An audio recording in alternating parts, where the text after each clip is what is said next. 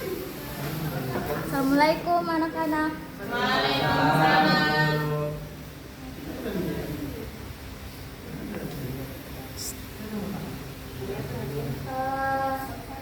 Bagaimana kabarnya hari ini?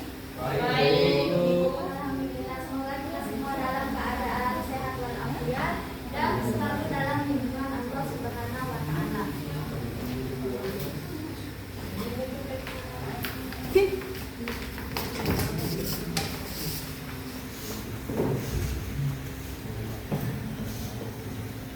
Baik, ulang. Assalamualaikum warahmatullahi wabarakatuh. Waalaikumsalam warahmatullahi wabarakatuh. Innalhamdalillah nahmaduhu wa nasta'inuhu wa nastaghfir wa na'udzu billahi min shururi anfusina wa min sayyiati a'malina. Man yahdihillahu fala mudilla lahu wa man yudlil fala hadiya lahu. Alhamdulillah, puji syukur atas kehadirat Allah Subhanahu wa taala yang telah memberikan kita nikmat kesehatan serta kesempatan sehingga kita masih dapat berkumpul di tempat ini dalam keadaan sehat walafiat. Jadi sebelum lanjut, yang di belakang silakan maju ke depan, berikan tempat duduknya.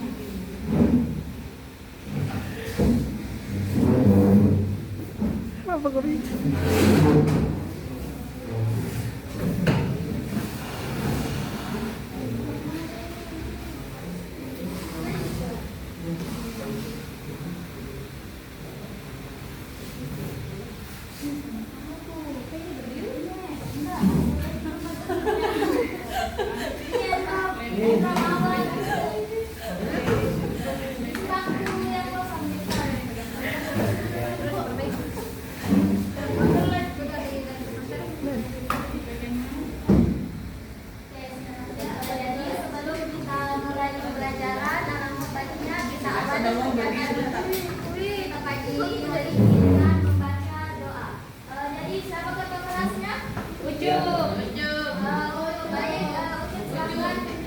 Baik teman-teman, sebelum kita memulai pembelajaran kita hari ini, marilah kita berdoa bersama-sama.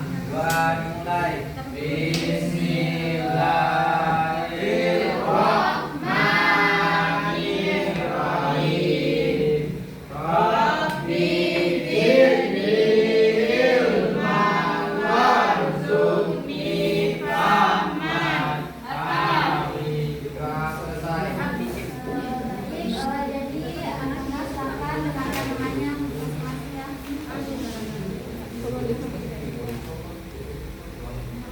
Muhammad Yusuf, Hadir. Hadrawan Usman, Pendidik Arba, Reni, semuanya hadir. Hadir dulu semuanya.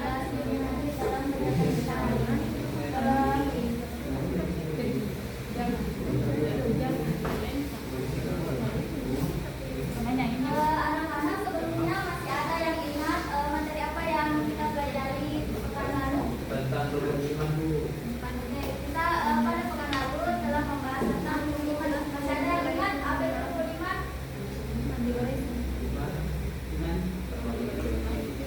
Bukan menjadi dua kata. Jadi bagian.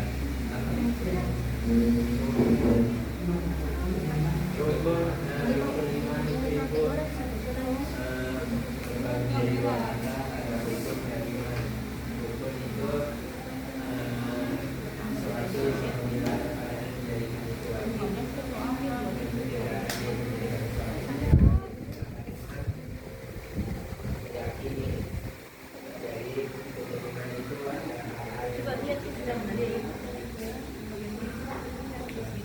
Oke, mungkin masih ada pendapat lain dari teman-teman. Itu yang main HP terus silakan pendapatnya tentang rukun iman. Ya baik, terima kasih Bu. Sudah saya lagi mengenai tentang rukun iman. Saya pernah saya bilang temanku Bu, ada yang bilang teman-temanku, kita harus punya iman di dalam hati kita. Jadi berarti iman itu sudah ada di dalam hati kita. yang diajarkan dalam hati kita. Kalau berbicara tentang rukun iman, itu mungkin ibu lebih paham mengenai tentang rukun iman. Jadi ada juga yang pernah temanku mengatakan, dia bilang begini sama saya, di sini dosa, di sana dosa, di mana-mana orang berdosa. Jadi setelah kita tentukan di dalam hati kita, lakukan dengan perbuatan yang baik, karena di dalam diri kita ada keimanan. Mungkin bisa dari saya Bu. Jadi sebelumnya kita telah membahas tentang rukun iman. Jadi hari ini kita akan membahas tentang sifat tercela, yaitu akhlak tercela, yaitu menghindari sifat ria dan sum'ah. Jadi sebelum itu lanjut, kita explaining terlebih dahulu. Jadi semuanya silahkan berdiri.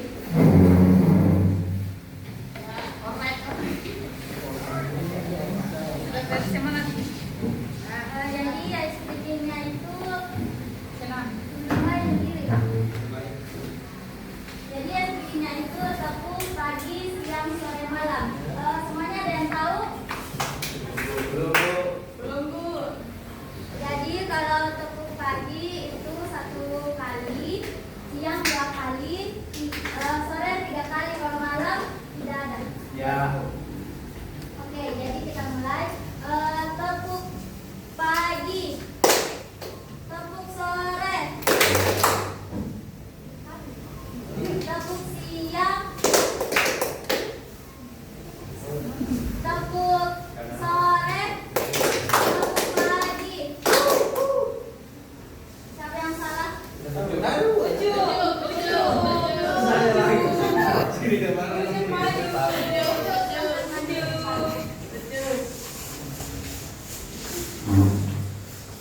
Jadi hukuman yang harus ditemani apa?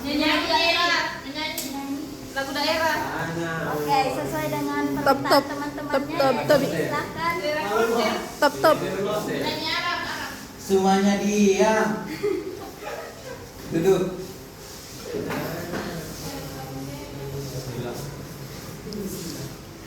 Mana nih? Tanah Wolia Liutobatu Murasa Tongka Alhamdulillah Iwe itu Kanaminatu Inji kadani Moro aku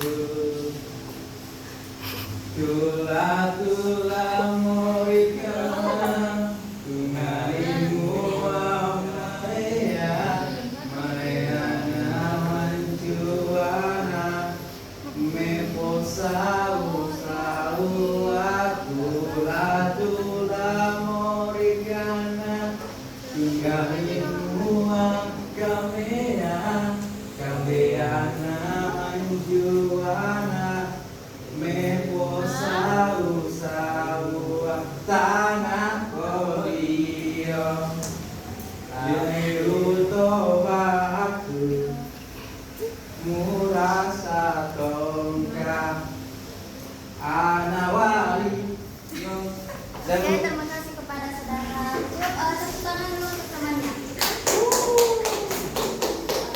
Oke, kita lanjut kepada materi, yaitu menghindari sifat ria dan sum'ah. Sebelum kita masuk ke pembahasannya, kita harus mengetahui tujuan pembelajaran kita hari ini. Jadi tujuan pembelajaran kita hari ini itu ada 2. Yang pertama, peserta didik dapat menganalisis pengertian, dalil dan contoh perilaku ria dan sum'ah. Yang kedua, peserta didik dapat menganalisis dampak negatif dan cara menghindari perilaku ria dan sum'ah. Mungkin kata ria dan sum'ah sudah sering atau sudah pernah atau bahkan sering kalian dengarkan. Jadi apa pendapat kalian tentang ria dan sum'ah itu? Apa yang kalian pahami mengenai kata tersebut? Mungkin saudara Endra bisa menjelaskan apa maksud dari ria dan sum'ah. Apa yang kamu pahami tentang ria dan sum'ah?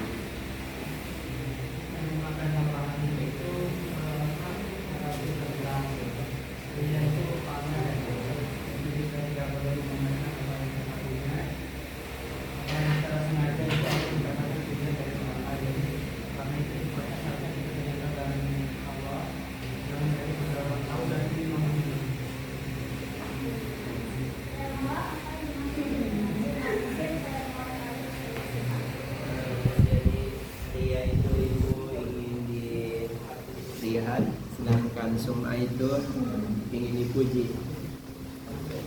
Dan Oke, juga jadi kalian sudah memahami tentang ria, tetapi belum memahami apa itu sum'ah.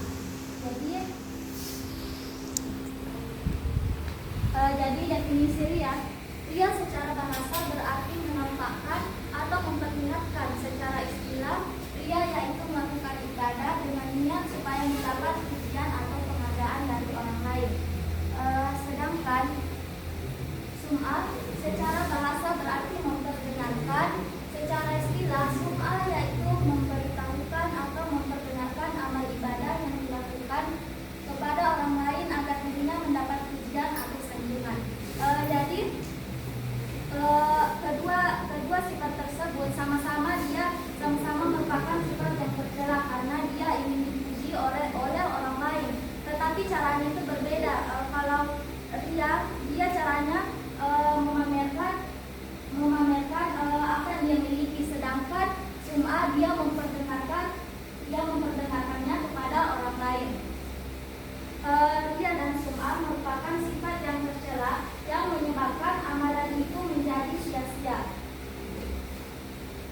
Sifat ria dan sum'ah biasanya muncul pada diri seseorang ketika dia sedang beribadah atau bahkan ketika dia telah melakukan ibadah. Sebagaimana sabda Rasul yang menegaskan bahwa ria termasuk ke dalam syirik kafir atau syirik yang samar dan tersembunyi.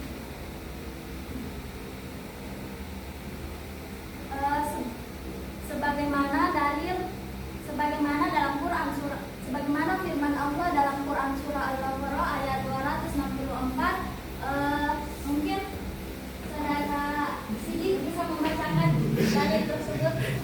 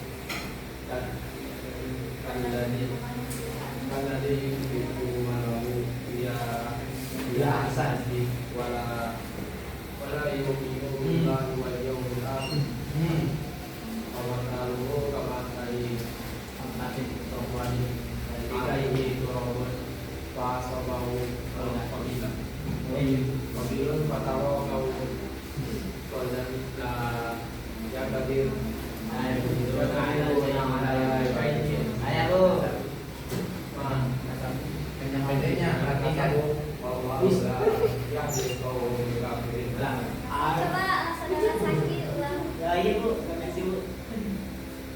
Ya ayyuhalladzina amanu la tubtilu shadaqatikum bil manni wal adha kalladzi yunfiqu ma'ahu an-nasi wa la yu'minu billahi wal yawmil akhir. Famathaluhu kamathali safwanin 'alaihi qurubun fa'asabahu wabilun fatarkahu sulda la yaqdiruna 'ala syai'in mimma kasabu.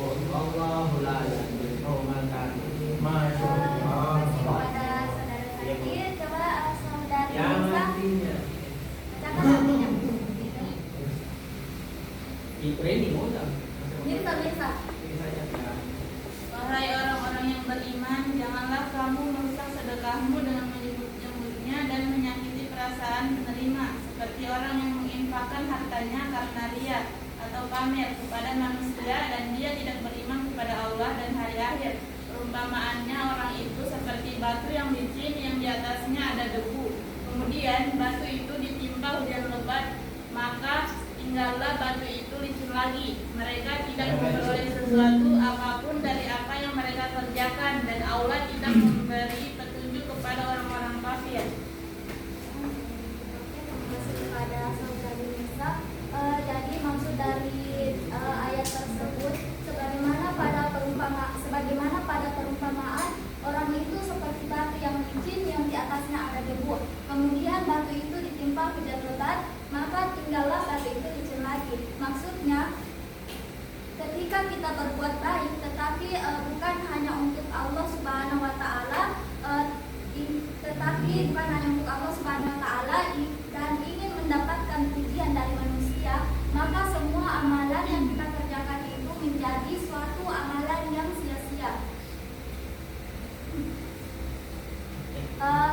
pada contoh, mungkin ada yang bisa mendeskripsikan dari gambar di atas ini contoh apa? Foto keluarga, Bu. Ya. Iya, maksudnya apa dia sifatnya ini, sifat pemberi ini apa dia atau apa? Tergantung mainan HP-nya. Jadi sampai dalam selfie tapi tidak kelihatan itu indikasi ya. Karena anu buang ini ya. Coba jelaskan apa maksudnya? Maksudnya kan situ kita lihat ada 4 kepala. 4 kepala. Nah, satunya itu seolah-olah selfie. Sambil memegang bahan, mungkin kita bisa lihat sini kantong yang dia memberikan kepada 3 orang itu. Nah, pertanyaannya, tergantung lagi konteksnya gitu. Sampai itu tanya dari selfie tapi tidak kelihatan itunya kantong yang dia memberikannya. Jadi bagaimana itu, Bu? Yang dikembalikan ke orang. Oke, jadi maksud dari gambar ilustrasi di atas itu dia menggambarkan salah satu orang yang mempunyai sifat ria, karena dia memberi kepada keluarga yang miskin, tetapi dia sambil bersuah foto, dia sambil mengambil gambar, dan ada kemungkinan dia akan menyebarkannya ke media sosial agar dia mendapatkan pujian dari orang lain dan dia dianggap sebagai orang yang baik. Niatnya dokumentasi. Iya betul. Iya. Diberi pemberian. Bentar. Oke, jadi Pak. Iya, selamat. Oke, kita lanjut ke materi selanjutnya yaitu tingkatan ria. Ria dibagi menjadi 2 tingkatan yaitu ria kholis dan ria syirik. Ria kholis yaitu melakukan ibadah hanya untuk mendapat pujian dari manusia semata. Contohnya, seseorang sholat hanya karena ingin dipuji sebagai orang yang taat. Padahal jika tidak ada seseorang pun yang melihatnya, dia tidak akan melakukan ibadah. Yang kedua, ria syirik. Ria syirik yaitu melakukan suatu perbuatan karena niat menjalankan perintah Allah dan sekaligus mendapatkan sanjungan dari orang lain. Contohnya, seseorang sholat tahajud niatnya karena Allah Subhanahu Wa Taala, tetapi dia juga berharap agar orang tahu bahwa dia telah melakukan sholat tahajud. Contoh perbuatan ria dibagi lagi menjadi 2. Yang pertama ria dalam niat dan yang kedua ria dalam perbuatan. Contoh ria dalam niat yaitu ketika seseorang berkata bahwa ia ikhlas beribadah karena Allah, padahal di dalam hatinya tidak demikian, maka hal ini dia dikatakan sebagai ria dalam niat. Nah, contoh ria dalam perbuatan dibagi menjadi 3. Yang pertama, seseorang memperlihatkan badan yang kurus dan wajah yang pucat agar dia disangka sedang berpuasa dan menghabiskan waktu malam untuk sholat tahajud. Yang kedua, seseorang memakai baju muslim lengkap dengan surbannya agar dia disangka sebagai orang yang soleh. Yang ketiga, seseorang memperlihatkan tanda hitam di dahi agar dia disangka sebagai ahli sujud. Selanjutnya, dampak negatif sifat ria dan sum'ah. Dampak negatif sifat ria dan sum'ah adalah yang pertama, muncul rasa tidak puas atas amal yang telah dikerjakan.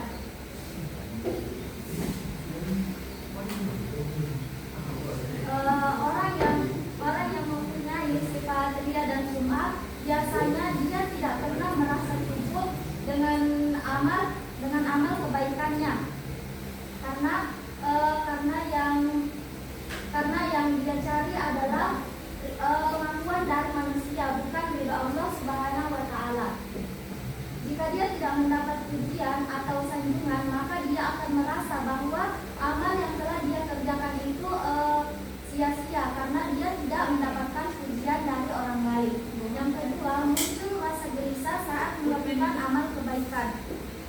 Seseorang yang berbuat kebaikan karena ingin dipuji akan selalu merasa gelisah, takut amalannya tidak dilihat oleh orang lain, dan ini menyebabkan amal itu menjadi terasa berat dan tidak mendatangkan ketenangan jiwa.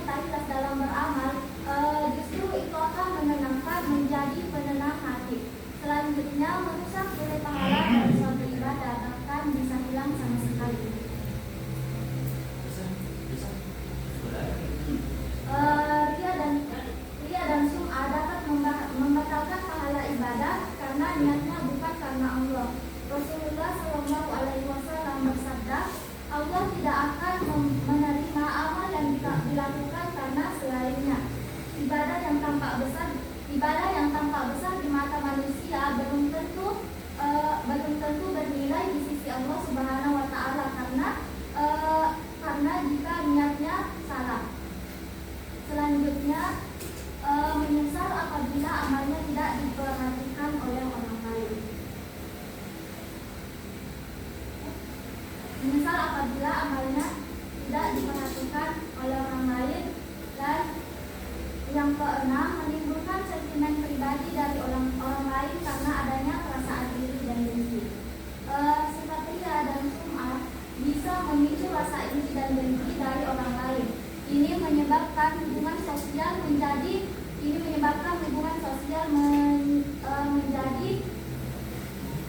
bisa menimbulkan permusuhan. Seseorang yang terlalu sering menunjukkan kebaikannya bisa dianggap sombong dan mencari muka sehingga menimbulkan sentimen negatif dari orang lain. Selanjutnya, cara menghindari sifat ria dan sum'ah.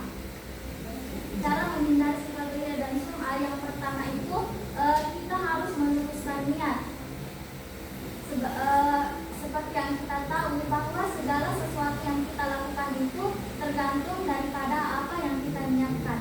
Sebagaimana sabda Rasul, innamal a'malu binniyat wa innamal likulli imri'in ma nawa. Yang artinya sesungguhnya amal itu tergantung daripada niat dan seseorang akan mendapatkan sesuatu sesuai dengan apa yang telah dia niatkan. Oleh karena itu, ketika kita berbuat baik, harusnya kita hanya niatkan untuk Allah Subhanahu wa Ta'ala, bukan agar kita dipuji oleh orang lain. Yang kedua, memperbanyak rasa syukur. Syukur kepada Allah membuat hati selalu merasa syukur dan kita tidak haus akan pujian dari orang lain.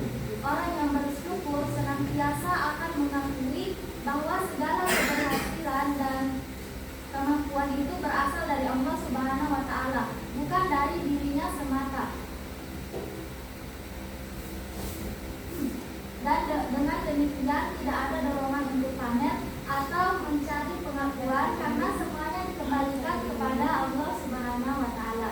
Yang ketiga, menyadari bahwa dirinya adalah hamba Allah. Dan yang keempat, memperbanyak ingat kematian. Memperbanyak ingat kematian. Sebagai hamba Allah, kita harus memperbanyak mengingat kematian. Karena dengan mengingat kematian, seseorang atau kita akan sadar bahwa pujian manusia itu sebenarnya tidak ada manfaatnya ketika kita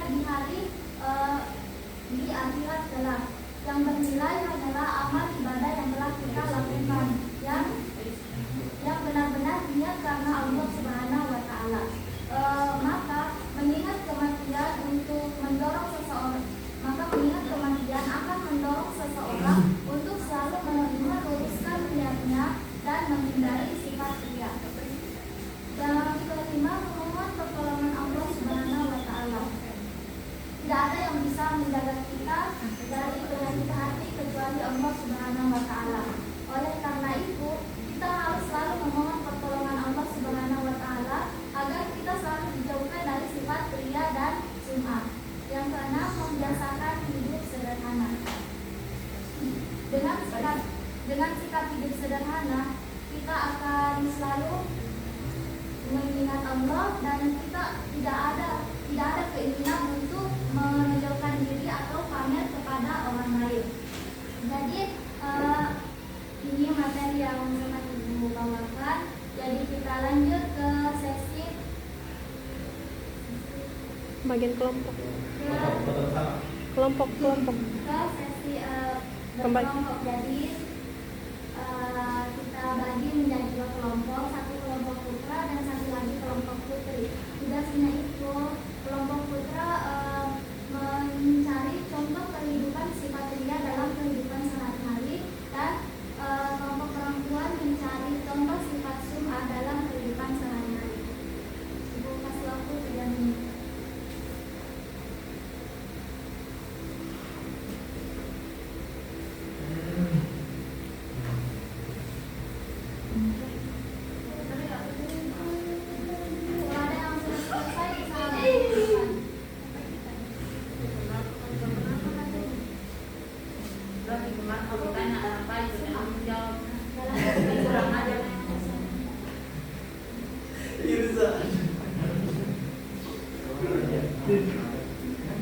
Dia juga apa itu tanggung jawab.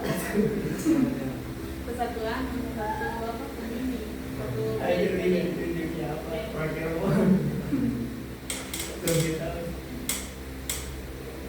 Mungkin kelompok 1 sudah ada jawaban. Silakan maju ke depan.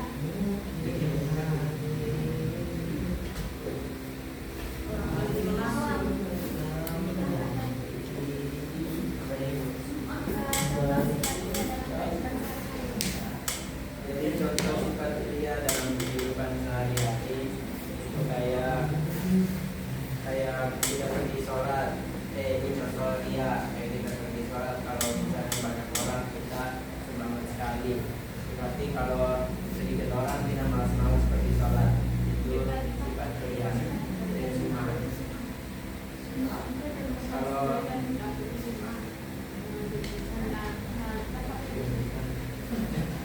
Kalau dia itu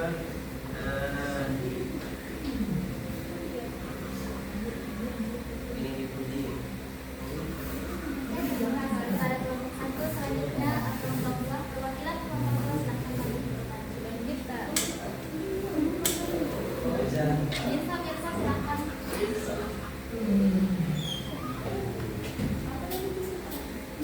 Ria tadi. Ria, contohnya Ria.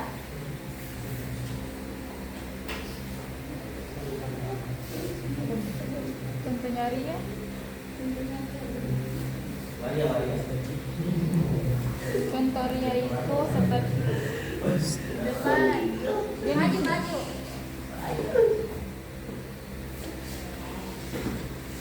ngantuk Bu.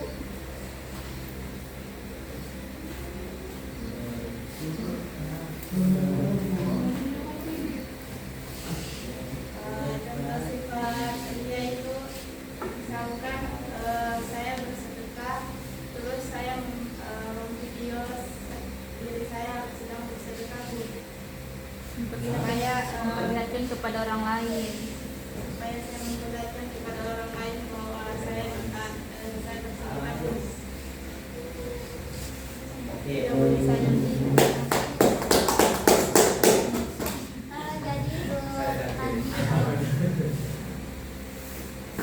Jadi kesimpulan pelajaran kita hari ini yang pertama itu ria dan sum'ah adalah dua sifat tercela yang dapat merusak amal ibadah seseorang.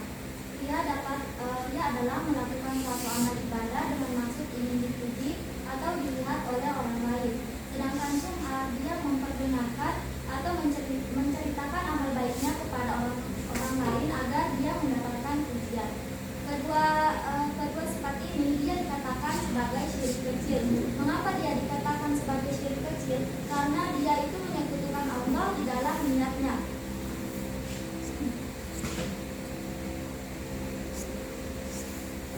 Dan dia menjadikan ridho manusia sebagai tujuan ibadah, bukan karena Allah semata. Amal yang dia lakukan dengan ria atau sum'ah tidak diterima oleh Allah Subhanahu wa Ta'ala. Baik, itu saja materi yang Ibu sampaikan. Kita cukupkan sampai di sini. Billahi fisabilillah wassalamualaikum warahmatullahi wabarakatuh. Waalaikumsalam.